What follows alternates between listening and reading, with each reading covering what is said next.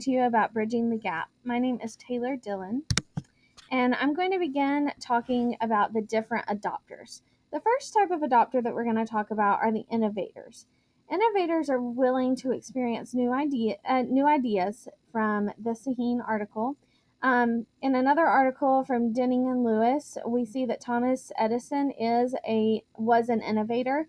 The innovators can be described as being very daring and risking, and they like more sophisticated relationships in order to further their ventures, as they can often become obsessed with these risk-taking ideas. The second type of adopter are the early adopters. Early adopters, according to Sahin, have a high degree of opinion influence. In that Denning and Lewis article, it says the newness of technology and possibility it offers are very attractive to them. So early adopters are excited to adopt new features within technology, and they are often respected by their peers. The third, and this one takes up about 1/3 of the adopter system, are the early majority. And these are usually willing to adopt new ideas, but are not really the ones that want to be the one in charge of leading the group. So early adopters are excited to adopt new features.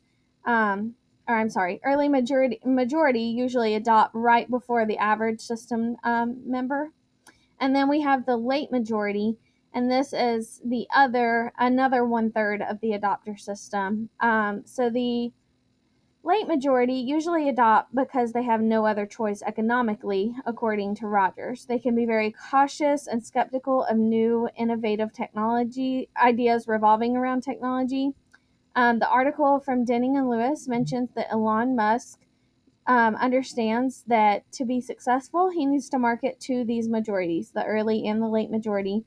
In order to fully reach the late adopters, he needed to be prepared. And so to do that, he had charging stations built in a network of different areas before even releasing the first Tesla electric car, in order to provide that security for those late majority adopters. And then the last one that we see are the laggards, and these are typically the last to adopt if they do at all. They're very skeptical of adoption of the new technologies because of fears that it will fail and be unsuccessful. So some ways that I would utilize the early adopters, innovators, and the early adopters and the early majority would be to have them come up with and create new ideas for technology. They would also be the ones that I would have pilot different features within our system. And they would also, some of them would be the ones that would be the trainers for professional learning and development on these new ideas. So Christ worked with all of these people, but he himself was an innovator. He brought new ideas that others would not be willing to come up with himself. He did that. And then his apostles, Simon, Andrew, James, and John, were very just willing when Christ said that it was time to drop everything and follow him. They did that. And so I would consider them an early adopter.